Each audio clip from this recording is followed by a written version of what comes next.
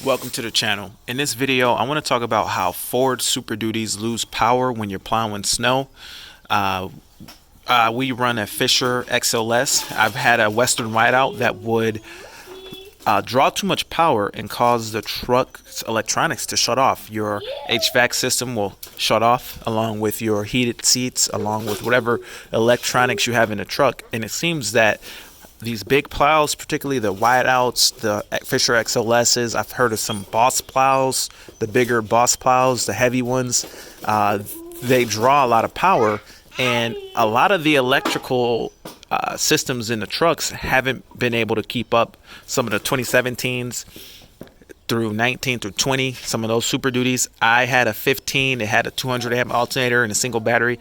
That truck with a Western whiteout would draw too much power. The plow would draw too much power and will cut off the HVAC system. It would starve systems in the truck, and it seems like the computer comes in and shuts down the least needed system in order to keep the vehicle running, to keep the vehicle starved from electrical demand so that the engine can keep running. So you'll lose your radio, your HVAC, your headlights will dim, things like that, and it'll kind of cut on and off, and it's a little bit disheartening, but it really shouldn't hurt the truck. I never really had any issues with it hurting the truck, but I want to talk to you guys about what you can do to fix it and what I've found kind of messing around with the issue. So first and foremost, with this truck, I haven't had any issues because it has a dual battery setup. Even though it's a gas engine, it has a dual battery setup, and it has a 240 amp alternator. I've been able to run the Salter. We have a small salt dog.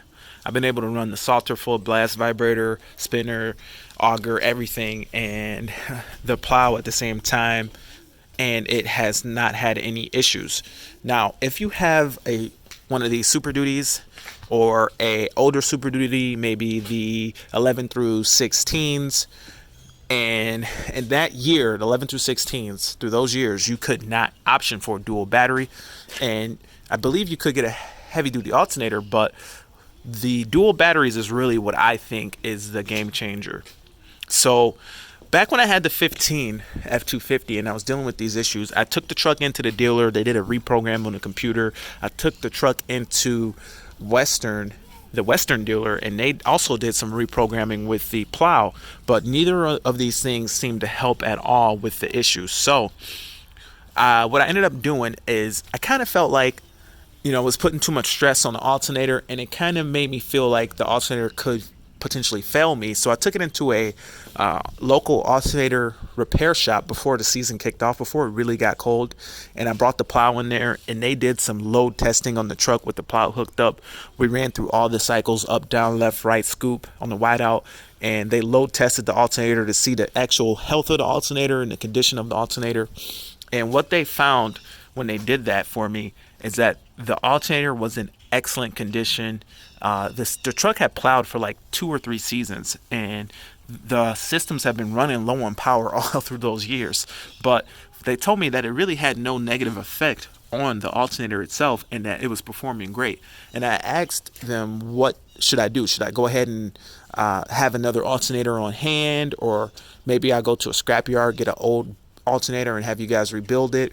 And they said that the Ford alternators are really robust. They have the biggest diodes and the best internals really that you can put in an alternator, and it's pretty rare that you see a Super Duty alternator go down, especially with low miles. But if you really want to be safe, it doesn't hurt to rebuild a old used alternator and have it on hand at your shop or whatever if you really are worried about it. And they also said that really it's not the alternator, really it's your batteries and it's your reserve capacity. And what you really want to do if you're having this issue is install another battery. Now what's interesting is when I took the truck in for all this load testing, it didn't cut anything off, and it didn't dim any lights or anything. I mean, the lights would dim, but it didn't shut down. The systems weren't shutting down, so it was hard to recreate that. And I think the reason for that is the fact that when I went in, it was before the season. It wasn't freezing out. It wasn't cold out. And that really is a big factor. Like when you're testing out your plow and it's not that cold, the electrical demands aren't as high. The fluid isn't as cold as it is when it's freezing outside, so the fluid flows a lot easier, and the whole operation of the plow is a lot easier when it's not that cold out. But once you hit those real frigid temperatures and you're trying to run your plow, you might run into some issues. Your plow's going to rise real slow. It's going to do everything real slow, and it's not going to be as efficient as it would be if you had more electrical power.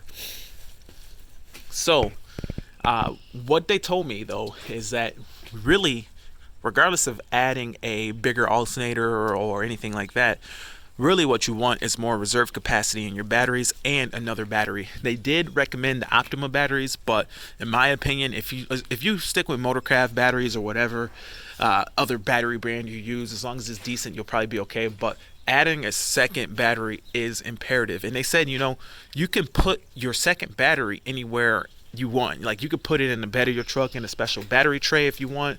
If you got an older truck like a 15 through 16, maybe you put one back here. It'd be closer to your salter, and if you run good wiring, then it really wouldn't matter too much where it's located in the truck. Obviously I think it's better to put the battery in the hood. Now for the 11 through 16 Super Duties, if you look on eBay, there's some battery trays that are aftermarket that will let you put another battery right next to the OEM battery. Now, the closer the better, but wherever you can get another battery will help you out with your reserve capacity, as long as you wire it in correctly to where it's still a 12-volt system. If you wire it wrong, it'd be like a 24-volt system. But anywhere you can get another battery tray under the hood is optimum, but that would actually help you out. As long as you wire it in correctly, that would help you out, and that would most likely solve your battery draining issues. So with our truck, being that it's a 19, I was able to order it with a dual battery setup with the gas engine. We got the 6.2 in this truck. But if you have one of these trucks and you don't have the dual battery, then you could probably find this tray on eBay through a salvage yard or from the Ford parts store. I'm sure you could find these parts. I don't know how much is involved with doing a battery tray upgrade, but it probably has to, you probably might have to relocate something else as well. But doing the dual battery tray OEM would be the cleanest. I don't know if it would be the cheapest way to go, but having that OEM battery, it's probably a similar battery tray to what you would get in a diesel truck.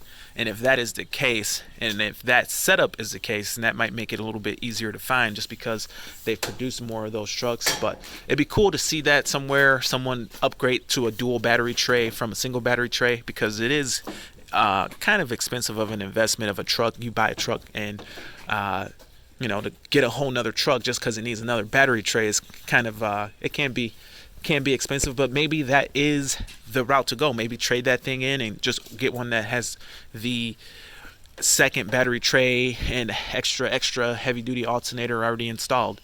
So in this truck, like I say, I got a 240 amp alternator with dual batteries, and it really does seem like you can't kill it. You can't hurt the power.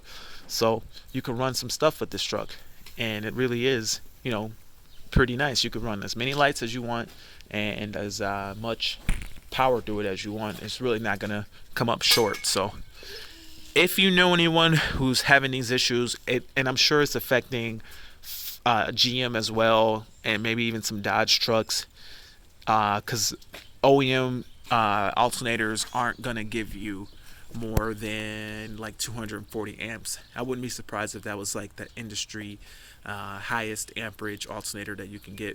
And even these aftermarket alternators where you're getting the amperage way up there, you got to keep in mind that all your wiring has to be adequate to support all that amperage. And that's probably why these OEMs don't go too crazy with the amperage.